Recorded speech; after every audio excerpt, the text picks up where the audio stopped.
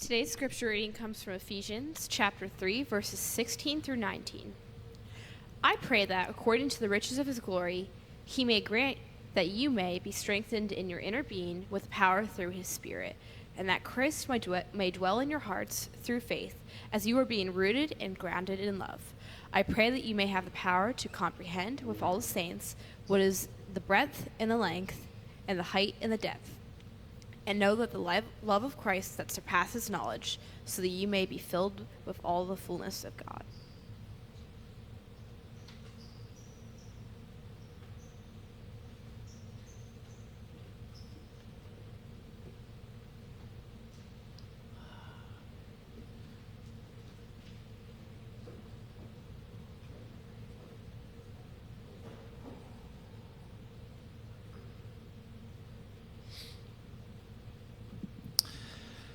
The year is 1531, and a 16-year-old Spanish girl just climbed out of her bedroom window under the cover of night for a secret romantic rendezvous with an older boy that her father absolutely does not approve of. And to be fair, at this point in her life, there's basically nothing about her that her father approves of. She is absolutely obsessed with the latest fashion, with hairstyles, with makeup, with expensive perfumes, and with all of the latest trashy romance novels. Yes, the trashy romance novels of 1531, they were a thing, and they were spicy.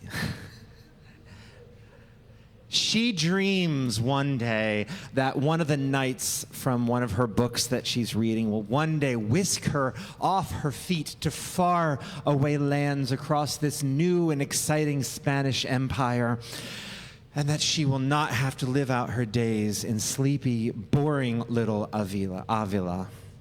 But until Mr. Right shows up, Mr. Right now will have to do. And so she is sneaking out her window because she saw what settling down did to her mother. Marriage killed her.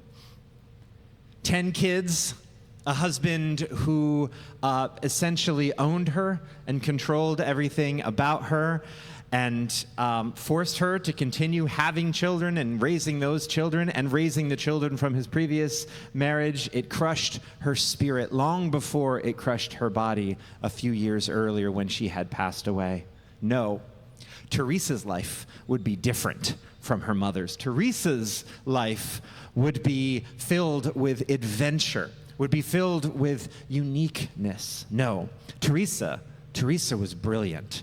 She could out-debate any boy in her neighborhood while pirouetting on her perfect heels at the same time. She was a 16-year-old socialite with stars in her eyes for which there were no limits to what she could achieve. And that is what scared her father so much. He already had 13 children.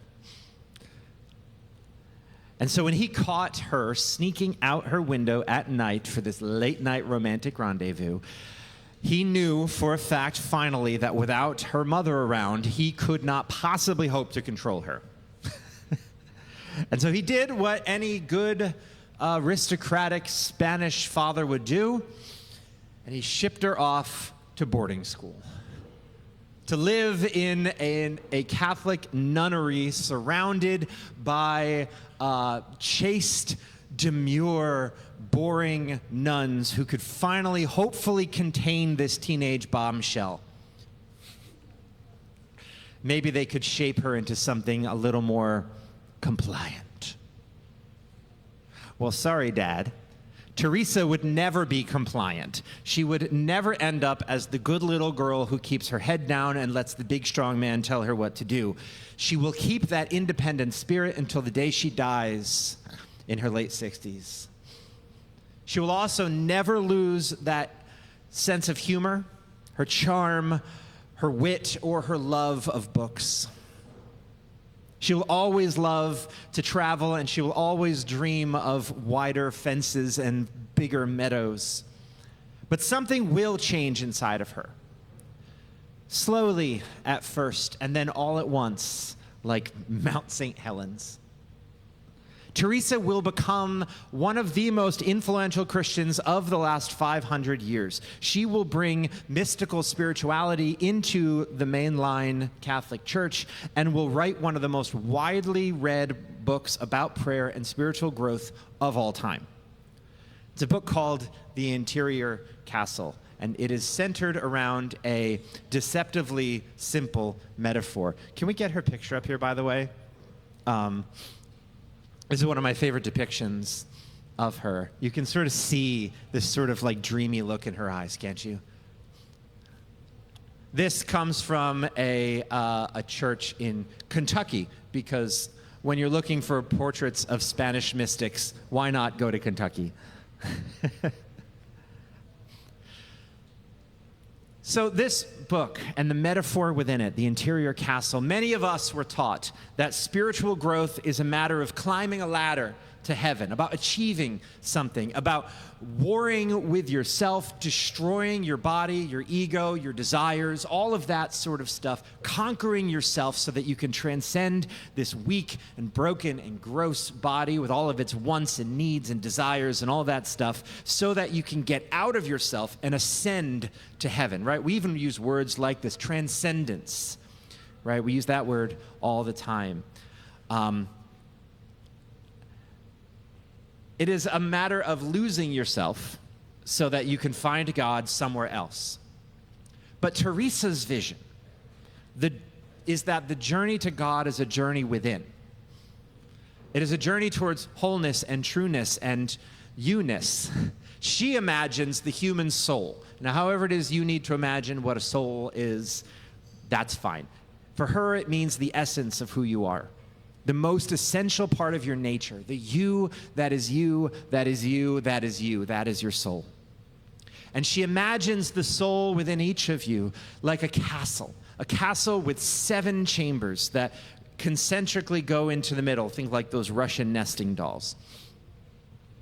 And it's not made of stone. It's made of crystal or glass or diamond, something clear. But not perfectly clear, because at the center of this castle, in the innermost chamber, is God. The dwelling place of the living God is within your soul, and it shines brightly, this white, blinding, beautiful, brilliant light within each and every one of you. That in and of itself, by the way, totally radical.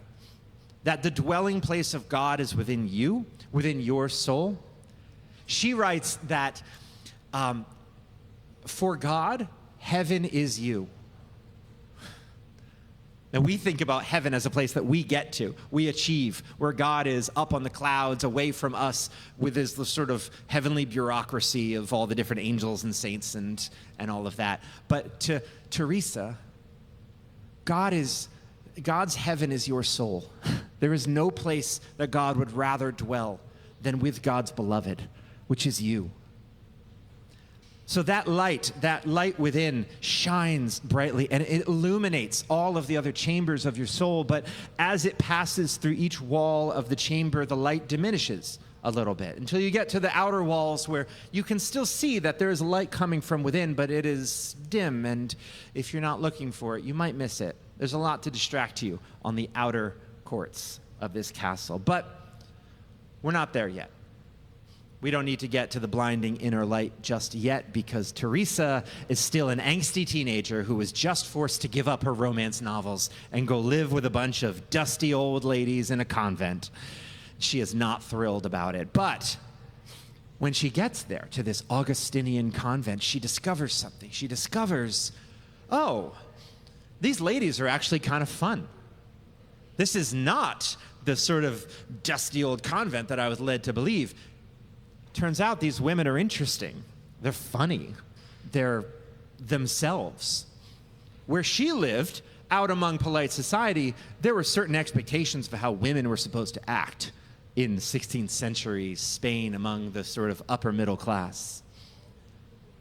But away from all of that patriarchal control, the convents were places where women kind of just lived among women. They were free to explore art and reading and learning and writing and music and gardening and brewing and cooking and baking and all the things that inspired their hearts. In many ways, the convents were a place where women could be women. And she found there a sort of freedom and a fun. So as she approached graduation from her school, and she looked back out at her friends who had been started to be married off, and she saw her family members who had been married off and who were being treated like childbearing cattle, she thought to herself, that is a fate worse than death for me. And she enrolled herself in the local Carmelite monastery. As a nun, devoted herself to God, despite the fact she did not care all that much about God. She saw it as a way out of marriage and the sort of strict patriarchal, some man is going to tell you what to do, because Teresa knew that there was no man in all of Avila who could match her for intelligence and wit, and she was going to have to deal with some, half-learned man telling her what to do, and that was never going to fly for her. And let me be clear, I've told you a few stories so far about people who devoted themselves to the church, who became monks and nuns and all of that, and do not think of Hildegard. Do not think of Aelred. Do not think of any of these people. The convent that she went to was fun. Okay? To a fault. She had a servant there who did her chores for her. Okay? She wasn't like beating herself with a board and chanting in Latin. She was embroidering fancy garments. She was talking fashion with the other nuns. They had the nuns' habits, but they were embroidered with gold. She had friends come and stay the night while she was there. She was reading, she was singing, she was hanging out, she was gossiping in the courtyards with the other ladies. She was literally living her best life as a 20-year-old nun, committed to God. And that's when malaria struck. And a combination of the malaria and the sort of folk remedies they tried on her left her paralyzed for 3 years. She could not move her legs. She couldn't walk for 3 years. And for the rest of her life, she would get random numbness in her hands and feet. And so she was laid up in bed in her uncle's estate for 3 years. And he gave her a book that changed her life. It was a book by a Spanish mystic. And it introduced a type of prayer that she had never heard of. Contemplative prayer. An inward prayer, a prayer of negation, a prayer in which you find God within you. And because she was forced to be in bed, she couldn't go out gallivanting and socializing and twirling around in her pretty dresses anymore.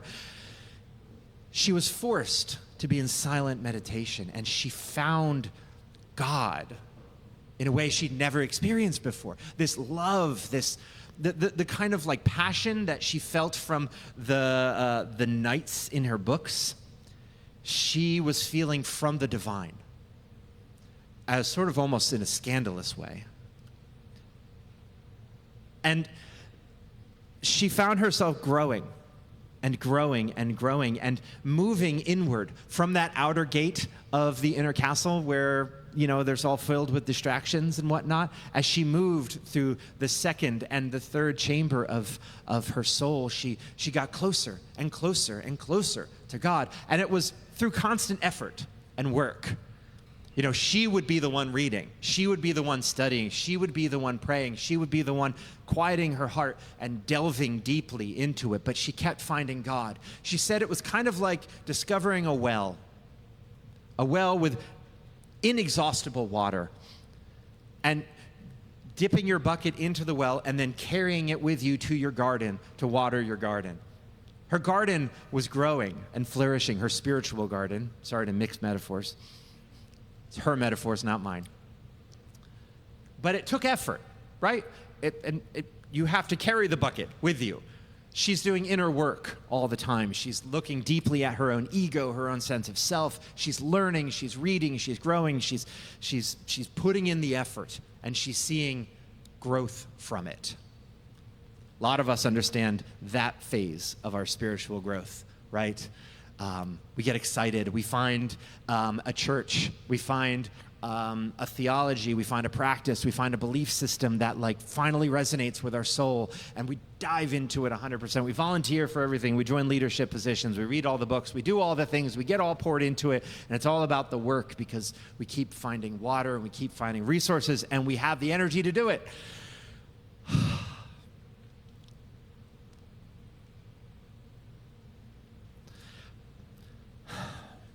And a lot of times for us, that season will end with us realizing that the moment we take our foot off the gas, we don't feel God anymore. That all of that came from our work and our effort. It was carrying this heavy bucket of water with us over and over again. And so after 3 years, she could walk again. And so she moved back into the convent. And now that she can walk and she can move and she can do all that stuff, suddenly it became very hard for her to find the motivation to sit silently for 6 hours at a time like she was when she was laid up in bed. She wrote that she used to avoid silent prayer during this time of her life. She would volunteer to weed the garden, which she hated because she couldn't stand to sit in the chapel and pray anymore. A combination of not having the motivation anymore and not feeling God anymore. She would do the same things that she did, but she wasn't getting the same results anymore. And a certain creeping deadness started to take over her heart. And I think a lot of us can relate to that as well. A time when we found something amazing and when we poured ourselves into it, and maybe it lasted months or years or decades, but then some crisis hits and we reach out for that comfort and find that it doesn't work anymore. That container that used to pour so much life into us suddenly has nothing left in it. And we wonder if we were deceiving ourselves back then when that song or that community, that faith community, that way of believing, that way of living that gave us such life before suddenly is dry and empty. It doesn't matter how much work we put into it, it's not going to work anymore. This moment has many names. Teresa's protege, St. John of the Cross, would famously call it the dark night of the soul. Some people call it a crisis of faith. Many times we call this deconstruction today. But it's when you've worked so hard to force your way through those first couple chambers of the soul, and you hit not a door to the next chamber, but a wall. And you realize that no amount of your own force can push through that wall. For Teresa, this moment hit her like an arrow in the heart. She was walking down the corridor and she locked eyes with a statue of Jesus and was struck by how much guilt she was carrying around with her about her own failures and her own ability to carry this any longer, to keep pretending like she was the holy saint that everybody thought she was. And that's the big insight of the fourth chamber of the interior castle. In the first three, you're doing all of the important self-work. You're working on your ego. You're creating healthy habits. You're seeking knowledge and truth. You're doing the chasing after God. But once you hit that wall, the only way into the fourth chamber is by dropping it all. By letting the burnout burn you out. By letting the edifice fall and standing naked and vulnerable before God and admitting that maybe you don't actually believe a lot of the stuff that you said you believed before.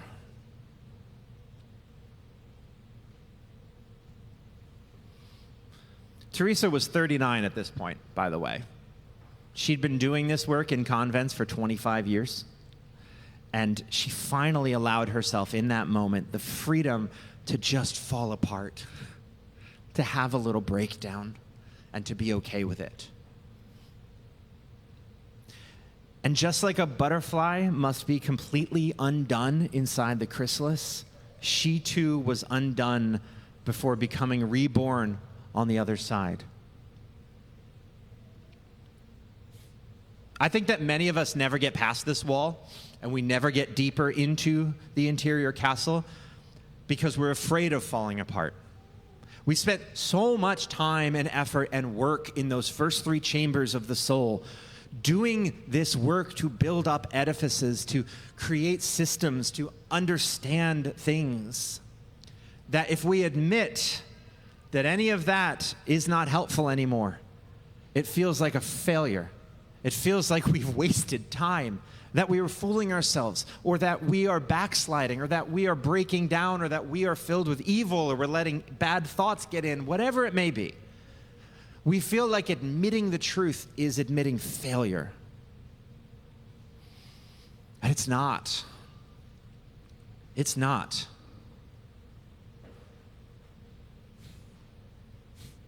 It's metamorphosis. According to Teresa, anyway. Take it up with her if you don't agree. She has a beautiful image of a silkworm at this point that was in her chamber, and watching it transform into something else.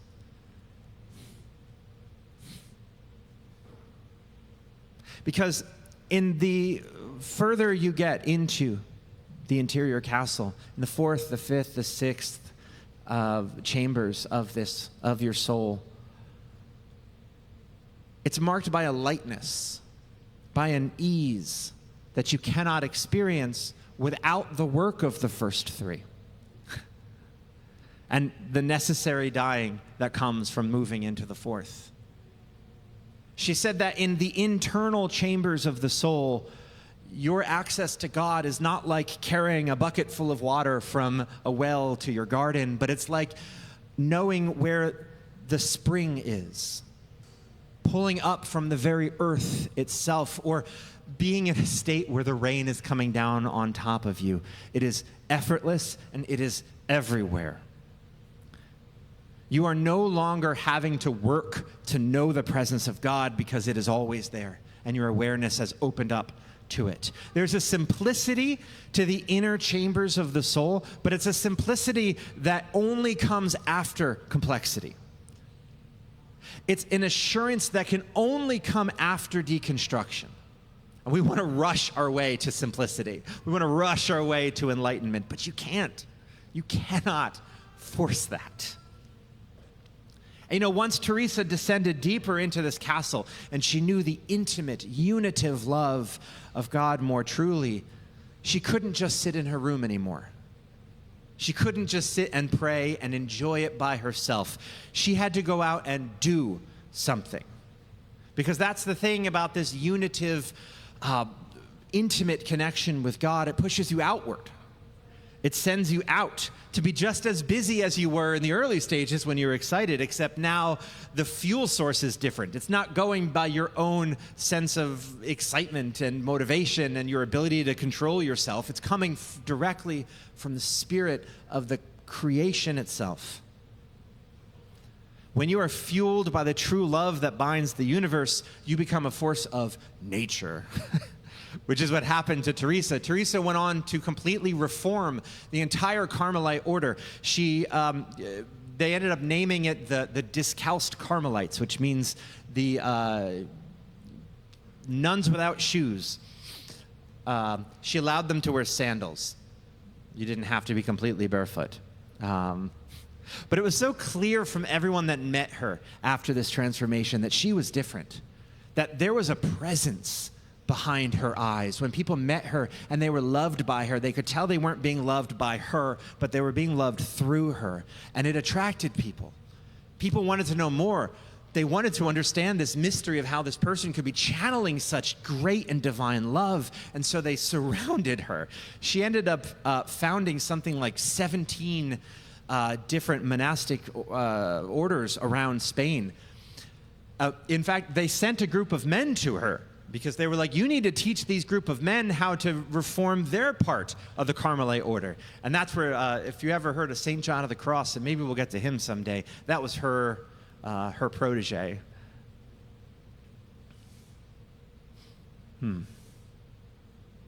But as she was changed and she was transformed and she was filled with the Spirit of God, she didn't become a different person. And I feel like this is important.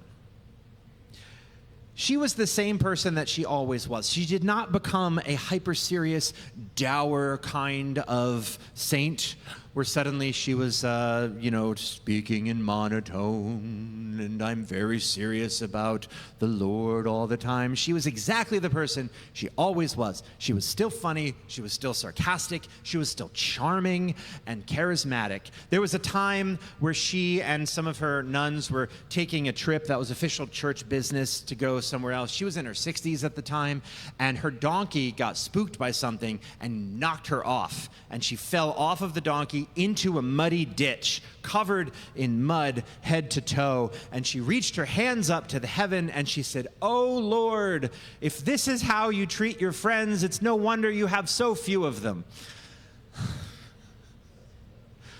I love the kind of person who would think to say something like that in front of this is the Mother Superior that you're following, not somebody who doesn't have a sense of humor. She was investigated by the Spanish Inquisition on multiple occasions. The local councils tried to shut down her order because they thought it was bringing a bad reputation to their town. Local bishops tried to shut her down, but every single time that somebody tried to come in and tell her not to do what she was doing, she found a way through her brilliance, through her charisma, through her charm, her humor, to disarm the attacks coming against her and brilliantly do some judo move and continue on. There are very few people who were investigated by the Spanish Inquisition and then just walked away unscathed by it, except for Teresa.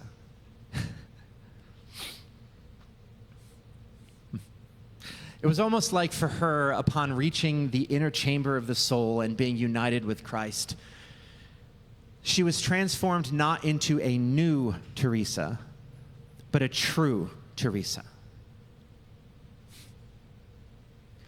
She found in God not a master, but a lover. And that's the gift of Teresa that I want to offer to you today. God is not angry. God is not disappointed with you. God does not demand that you overnight become disciplined and serious if that's not who you already are. God is lovingly calling to you from within your very self to discover your own inherent belovedness.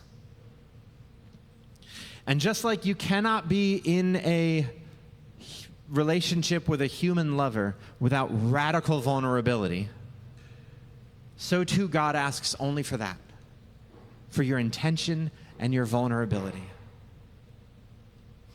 So I wonder in what ways you can offer yourself grace this week. What anxiety or nagging self-doubt can you intentionally try to quiet? What part of your faith do you maybe need to admit doesn't work and lay down at the foot of that wall? I wonder what part of her story or metaphor might be resonating with you today.